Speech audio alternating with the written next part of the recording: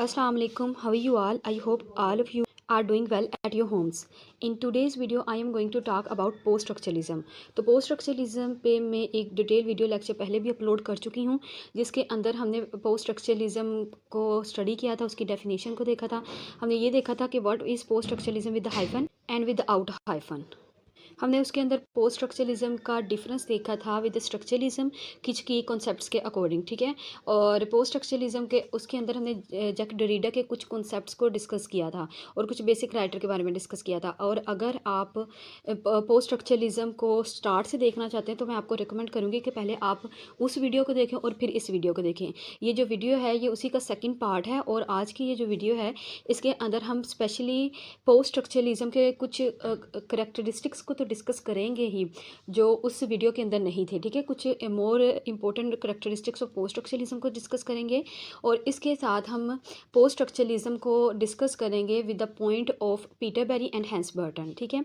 Peter berry के जो book है थ्योरी बिफोर थ्योरी, उससे कुछ कॉन्सेप्ट्स लेके और पीटर बेरी पोस्ट स्ट्रक्चरलिज्म के बारे में क्या कहता है हम वो डिस्कस करेंगे। तो विदाउट वेस्टिंग एनी टाइम हम स्टार्ट करते हैं। ओके, तो जो पोस्ट स्ट्रक्चरलिज्म है ये इमर्ज हुई थी 1960s में, फ्रांस के अंदर स्टार्ट हुई थी। और इसके अंदर जो प्रोमिनेंट फिगर हमें देखने को मिलते हैं वो है जैक डरीडा और रोलन बार्थ्स। और भी बहुत सारे क्रिटिक्स ने पोस्ट स्ट्रक्चरलिज्म में अपनी कंट्रीब्यूशन दी हैं, लेकिन जो मोस्ट प्रोमिनेंट फिगर है पोस्ट स्ट्रक्चरलिज्म के अंदर वो ये दो ही हैं, जैक डरीडा और रोलन बार्थ्स। जो जैक डरीडा था वो था उसने डीकंस्ट्रक्शन की थ्योरी दी थी, और इवन के जो पोस्ट स्ट्रक्चरलिज्म का स्टार्ट है वो जैक डरीडा के वक्त से ही हमें देखने को मिलता है, जो हम प्रीवियस वीडियो में डिस्कस कर चुके हैं। और जो रोलन बार्थ्स है इसके बारे में एक इंटरेस्टिंग फैक्ट ये है कि जो रोलन बार्थ्स है ये स्ट्रक्चरलिस्ट भी था और पोस्ट स्ट्रक्चरलिस्ट भी था, ठीक है। अब हम इस वीडियो के बाद इंशाल्लाह आई विल ट्राई माय बेस्ट कि हम डरीडा और रोलन बार्थ्स पे एक सेपरेट वीडियो मैं बनाऊंगी। उसके अंदर मैं आपको डिटेल से बताऊंगी कि रोलन बार्थ्स क्यों स्ट्रक्चरलिज्म से पोस्ट स्ट्रक्चरलिज्म की तरफ चला गया, और डरीडा के कुछ कॉन्सेप्ट्स कौन कौन से थे about deconstruction and post structuralism. तो आज की वीडियो में बेसिकली हम सिर्फ कॉन्सेप्ट्स ही डिस्कस करेंगे ओवरऑल पोस्ट स्ट्रक्चरलिज्म के। अच्छा, जो नेक्स्ट है पोस्ट स्ट्रक्चरलिज्म का बेसिक पर्पस क्या होता है? It improves our ability to think critically, ठीक है। क्रिटिकली थिंक की जो एबिलिटी है उसको इम्प्रूव करता है post structuralism. And expose ideologies that are build into languages हैं, तो आइडियोलॉजी को एक्सपोज करता है जो लैंग्वेज पे बिल्ड होते हैं। अच्छा, जो पोस्ट स्ट्रक्चरलिज्म है इसके बहुत सारे ऐसे आइडियाज़ हैं, इवन के हम ये कह सकते हैं कि if you want to understand the post structuralism then it's necessary that you have a basic idea of structuralism, ठीक है। पोस्ट स्ट्रक्चरलिज्म को समझने से पहले स्ट्रक्चरलिज्म को समझना बहुत ज़रूरी है, ठीक है। फिर ही हमें पता लगेगा कि पोस्ट स्ट्रक्चरलिज्म क्यों आई थी, ठीक है। नेक्स्ट पॉइंट है post structuralism is an intellectual movement that emerge in philosophy. Always remember this point that post structuralism का जो ओरिजिन था वो फिलोसफी से हुआ था and the humanities in the 1960s and 1970s। It challenges the tenets, ये challenge करता है the tenets of structuralism and it also criticises the concept of structuralism. Again the same thing कि जो पोस्ट स्ट्रक्चरलिज्म है philosophy से इसका origin हुआ है, और वो स्ट्रक्चरलिज्म के जितने भी आइडियाज़ हैं जितने भी कॉन्सेप्ट हैं उनको चैलेंज करता है और एट द सेम टाइम उनको क्रिटिसाइज भी करता है, ठीक है। तो ये तो था पोस्ट स्ट्रक्चरलिज्म के बारे में। अब हम देखते हैं पोस्ट स्ट्रक्चरलिज्म का कुछ की कॉन्सेप्ट्स को। ओके, तो जो पोस्ट स्ट्रक्चरलिज्म के बेसिकली बहुत सारे फीचर्स तो मैं पहले डिस्कस कर चुकी हूँ अपनी प्रीवियस वीडियो में। I also recommend to you कि आप उस वीडियो को पहले देख लें, ठीक है। मैं उसका जो डिस्क्रिप्शन के अंदर उसका लिंक दे दूँगी, ठीक है। आई बटन पे भी आप क्लिक करके देख सकते हैं। अच्छा, आज जो हम फर्दर कॉन्सेप्ट डिस्कस करने जा रहे हैं उसमें से जो पहला कॉन्सेप्ट है पोस्ट स्ट्रक्चरलिज्म कहता है, पोस्ट स्ट्रक्चरलिस्ट कहते हैं कि there is no fixed structure of a text, यानी किसी भी टेक्स्ट का अंदर या पोइट्री के अंदर, जैसे हमने प्रीवियस वीडियो में डिस्कस किया था स्ट्रक्चरलिज्म की, कि कोई भी वो कहते हैं कोई फिक्स्ड स्ट्रक्चर नहीं होता as compare to the structuralism. तो जो स्ट्रक्चरलिज्म वाले क्या कहते थे कि जो फिक्स स्ट्रक्चर होता है, ठीक है, लेकिन पोस्ट स्ट्रक्चरलिज्म वाले कहते हैं कि फिक्स स्ट्रक्चर नहीं होता।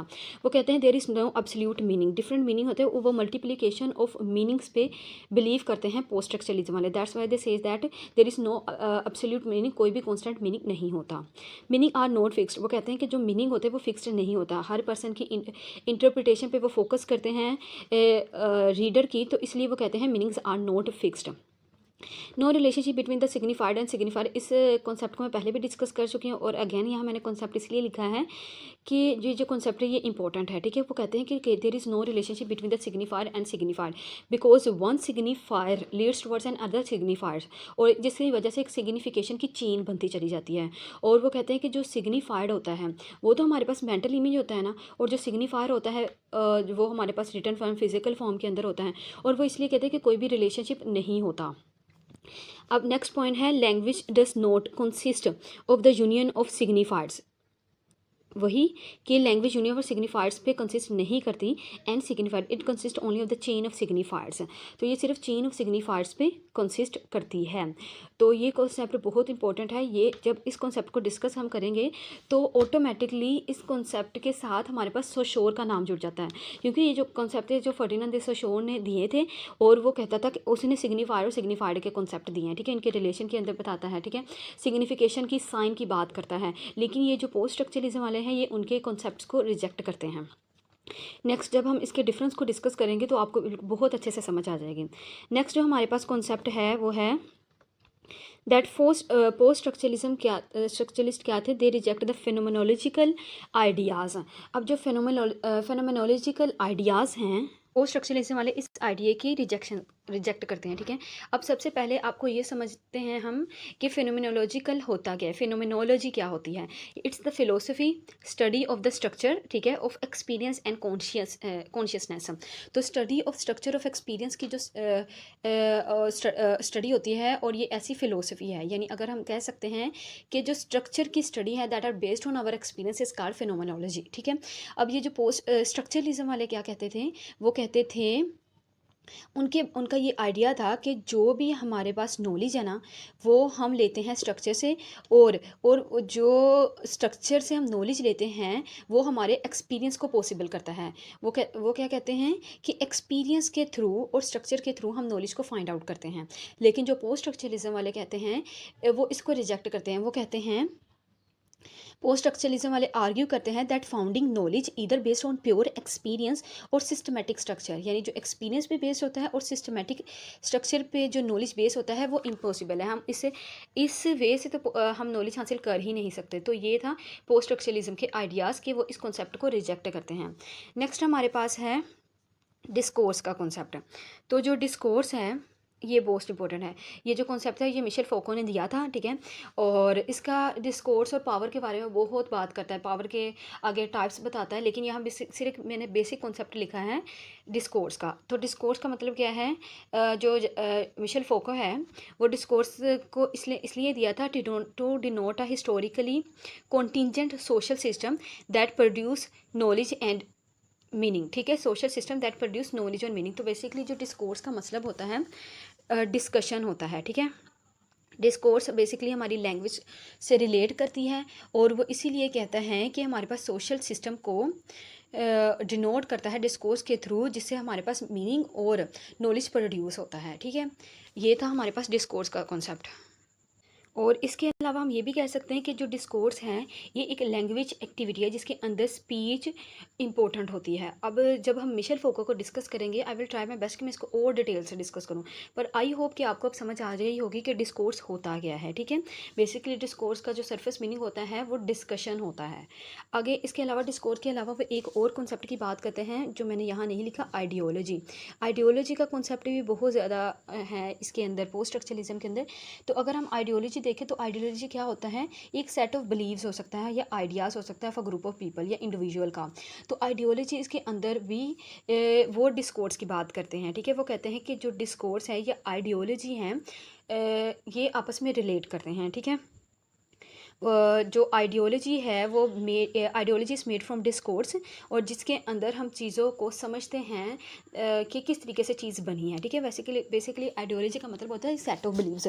और अगर हम इसे बेसिकली पोस्ट स्ट्रक्चरलिज्म के कॉन्सेप्ट्स के अकॉर्डिंग समझें तो आइडियोलॉजी क्या है कि वो ज़्यादातर टेक्स्ट के मीनिंग पे फाइंड आउट करते हैं सेट ऑफ बिलीव्स के अकॉर्डिंग, ठीक है। तो ये तो था हमारे पास डिस्कोर्स। अब नेक्स्ट मैंने यहाँ लिखा है रीडर के बारे में कि जो रीडर की इंपॉर्टेंस क्या है पोस्ट स्ट्रक्चरलिज्म के अकॉर्डिंग। तो जो पोस्ट स्ट्रक्चरलिस्ट हैं वो रीडर को बहुत ज़्यादा इंपॉर्टेंस देते हैं। वो कहते हैं कि जो जब भी आप किसी भी टेक्स्ट को एनालाइज करते हैं क्रिटिकली, तो उसके अंदर जो रीडर है वो as a primary subject role play करता है।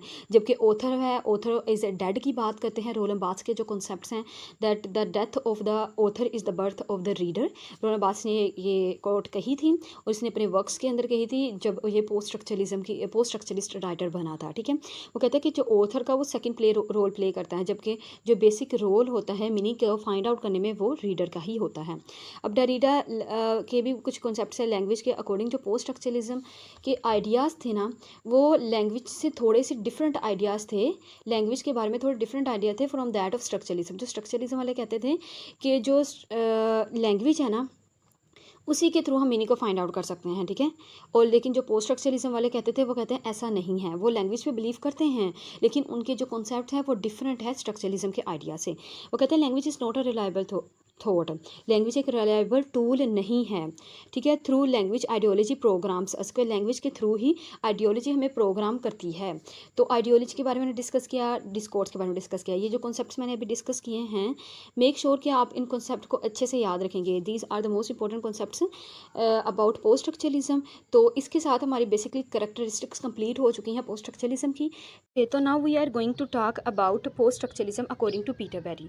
तो पीटर बेरी ने अपनी बुक बिगनिंग थेरी और थेरी बिफोर थेरी के अंदर जो कॉन्सेप्ट दिए हैं about post structuralism and about the difference between structuralism and post structuralism, वो हम डिस्कस करेंगे। ठीक है, तो जो पीटर बेरी ने पहले अपनी जो बुक के अंदर जो चैप्टर उसने दिया है या एक टॉपिक दिया पोस्ट स्ट्रक्चरलिज्म का, उसके अंदर बेसिकली उसने जो बिगनिंग की है अपने उस टॉपिक की, तो उसने स्टार्ट ही कुछ क्वेश्चन को अरोज करके की है अबाउट पोस्ट स्ट्रक्चरलिज्म। फिर उसने डिफरेंस बताया कि what is the difference between structuralism and post structuralism. तो उसके अंदर वो इसका जो बिगनिंग करता है या इसको इंट्रोडक्शन देता है पोस्ट स्ट्रक्चरलिज्म का, उसके अंदर जो बेसिक पॉइंट्स हैं वो मैंने यहाँ लिखे हैं। ठीक है, पहला पॉइंट क्या था कि जो post structuralist accuse structuralist of not following through the implication of views. ठीक है, implication of views okay about language on which their intellectual system is based. तो पोस्ट स्ट्रक्चरलिस्ट क्या करते हैं, वो इम्प्लीकेशन ऑफ व्यूज़ को जो इम्प्लीकेशन ऑफ व्यूज़ है जो स्ट्रक्चरलिस्ट फॉलो नहीं करता, वो उस पर अक्यूज़ करते हैं पोस्ट स्ट्रक्चरलिज्म वाले स्ट्रक्चरलिस्ट को। ठीक है, क्योंकि जो पोस्ट स्ट्रक्चरलिज्म मैंने आपको पहले भी बताया कि इनकी जो अप्रोच ऑफ लैंग्वेज है वो डिफरेंट है फ्रॉम दैट ऑफ स्ट्रक्चरलिज्म। इसलिए जो पोस्ट स्ट्रक्चरलिज्म है वो मल्टीप्लिकेशन ऑफ मीनिंग्स पे फोकस करते हैं, और जो स्ट्रक्चरलिस्ट हैं उनकी जो साइंटिफिक अप्रोच है, ठीक है, और वो फिक्स्ड सेंटर पे बात करते हैं, मल्टीप्लिकेशन की बात नहीं करते।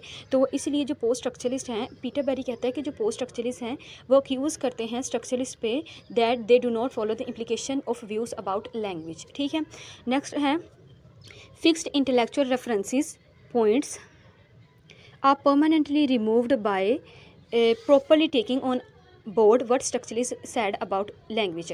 तो जो फिक्स इंटेलेक्चुअल रेफरेंसेस पॉइंट्स हैं वो परमानेंटली रिमूव किए जाते हैं बाय पोस्ट स्ट्रक्चरलिस्ट, क्योंकि जो पोस्ट स्ट्रक्चरलिस्ट हैं उनकी अप्रोच साइंटिफिक नहीं है, उनकी अप्रोच क्या है, वो स्केप्टिक अप्रोच है।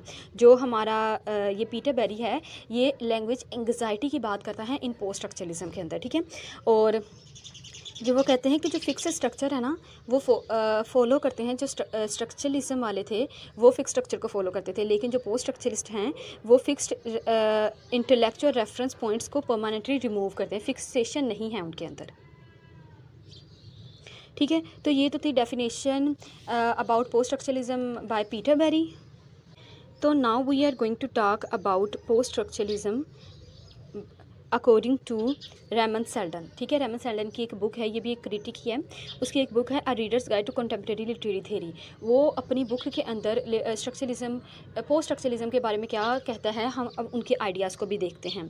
ठीक है, सबसे पहले वो कहता है, ये जो उनकी बुक के अंदर जो भी इन्होंने टॉपिक दिए हुए हैं ना, उसके अंदर जो मोस्ट इंपॉर्टेंट पॉइंट्स हैं ना, जो हम एज अ क्वेश्चन अपने क्वेश्चन के अंदर एज अ कोटेशन ऐड कर सकते हैं, मैंने यहाँ वो लिखे हैं, और ये उनके कॉन्सेप्ट्स पे अप्लाई भी होती हैं कोटेशंस। ठीक है, आप इसे चाहें तो अपने क्वेश्चन के अंदर ऐड कर सकते हैं in order to make your question effective. ठीक है, अब जो post structuralism tries to deflate the scientific pretensions of structuralism.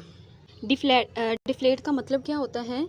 To move from higher to lower level. ठीक है, वो क्या करते हैं? He tries to deflate the scientific pretensions of structuralism. तो वही बात हो गई कि उनकी रिजेक्शन है साइंटिफिक कूलनेस की ऑफ स्ट्रक्चरलिज्म की। ठीक है, नेक्स्ट पॉइंट है post structuralism thought has discovered the essentially unstable nature of signification. तो जो हमने बात की कि वो सिग्निफाइड और सिग्निफिकेशन को नहीं मानते, उनकी कोई भी फिक्स स्ट्रक्चर को नहीं मानते, तो वो अनस्टेबल नेचर को फाइंड आउट करने की कोशिश करते हैं स्ट्रक्चरलिज्म की। ठीक है, और नेक्स्ट हमारे पास जो इसने कोटेशन दिया है वो है post structuralist thought often takes the form of a critique of empiricism. तो एम्पीरिसिज्म क्या होती है? एम्पीरिसिज्म बेसिकली हम कह सकते हैं एक आइडिया है that based on the experience, उस एक्सपीरियंस पे बेस्ड करता है, या हम कह सकते हैं आइडिया है that all learning comes from only on experience, यानी ओनली फ्रॉम एक्सपीरियंस की जो सारी भी हमारे सारी लर्निंग है ना वो एक्सपीरियंस के थ्रू आती है, वो है एम्पीरिसिज्म। तो जो पोस्ट स्ट्रक्चरलिज्म है वो क्रिटिक ऑफ एम्पीरिसिज्म की बात करते हैं। तो यहाँ कौन से कॉन्सेप्ट के अंदर आप ऐड कर सकते हैं? Let me know in the comment section. मैंने आपको पहले बताया है फिनोमेनोलॉजिकल कॉन्सेप्ट जो बात करता है एक्सपीरियंस बेस्ड। ठीक है, तो ये पोस्ट स्ट्रक्चरलिस्ट के थॉट्स हैं। ठीक है, अच्छा, अगर नेक्स्ट हमारे पास पॉइंट है it saw the subject as a source of knowledge. तो मोस्ट इंपॉर्टेंट कोटेशन है कि उनके पोस्ट स्ट्रक्चरलिस्ट की, कि वो कहते हैं it saw the subject as the source of all knowledge the human mind receives impression from without which it shifts and organize into a knowledge of the world। तो क्या करते हैं वो सब्जेक्ट को as a source of knowledge कहते हैं, वही जो रीडर को एक इम्पोर्टेंस देते हैं। ठीक है, सब्जेक्ट को as a source of knowledge बात करते हैं। नेक्स्ट है the subject grasps the object and pulls it into word. वही हो गया कि जो रीडर है वही ऑब्जेक्टिविटी फाइंड आउट करता है, लेकिन क्या है कि रीडर अपने व्यूज़ के थ्रू, ठीक है, जो वो रिजेक्ट करते थे इम्प्लीकेशन ऑफ व्यूज़ की जो स्ट्रक्चरलिस्ट, और ये कहते हैं कि जो रीडर है ना वो ही मीनिंग को फाइंड आउट करता है। रीडर के एक्सपीरियंस, रीडर क्रिटिकली एनालाइज करता है चीज़ों को। ठीक है, वो यही कहते हैं the subject grasp the object and puts its into word. तो ये था हमारे पास definition about post structuralism by Selden. तो ये जो थी ये मोस्ट इंपॉर्टेंट कोटेशंस थी जो पोस्ट स्ट्रक्चरलिस्ट के बारे में वो कहता है अपनी book readers guide to contemporary literary theory. ये मोस्ट इंपॉर्टेंट बुक है अबाउट लिटरेरी थेरी। तो ये आई होप कि आपको ये समझ आ गई होगी। ओके, तो अब हम बात करते हैं हैंस बर्टन, जो also the most important writer. Hans Bertens की बुक है the basics literary theory.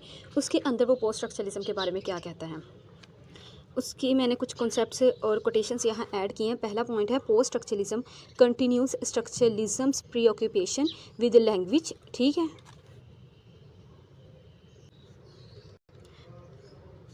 But its view of language is wholly different from the structuralist view. वही बात होगी कि क्या करता है वो कंटिन्यू करता है स्ट्रक्चरलिज्म के प्री ऑक्यूपेशंस विद लैंग्वेज को, लेकिन उनका जो व्यू ऑफ लैंग्वेज है is different from that of the view of structuralist. ठीक है, तो नेक्स्ट हमारे पास पॉइंट है टेक्स्ट सेट अप वन और more centres of meaning. Most important thing कि वो एक centre of meaning, one centre of meaning को या फिक्स सेंटर ऑफ मीनिंग को बिलोंग नहीं करते हैं।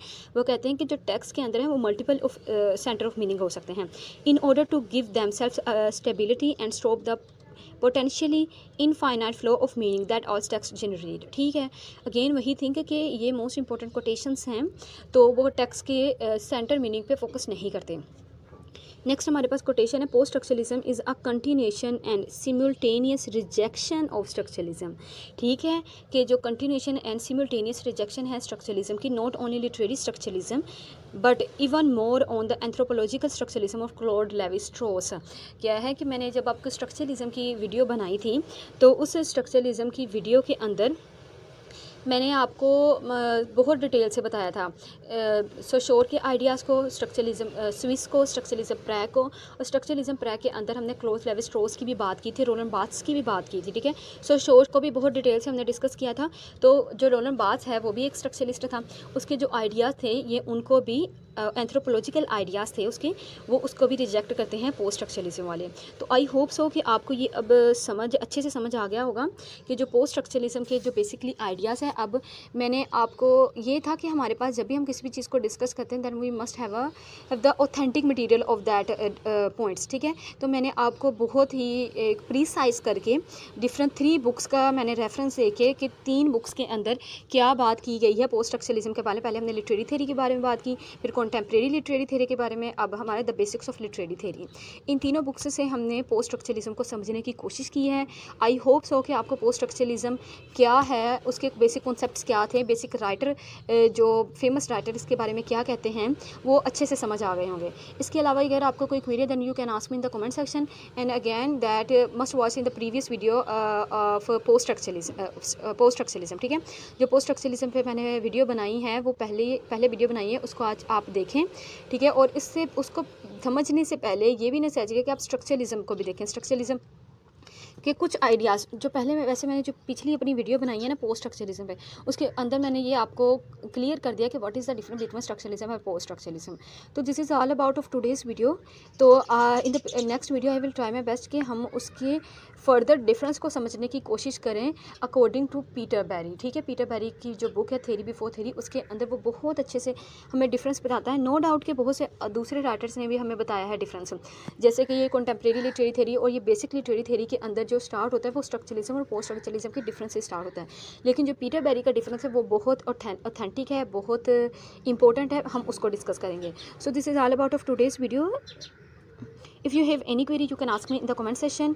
बहुत सारा ख्याल रखिएगा, लाइक शेयर और कमेंट करना ना भूलिएगा, और ख़ास दुआ में याद रखिएगा, अपना बहुत सारा ख्याल रखिएगा। अल्लाह हाफ़िज़।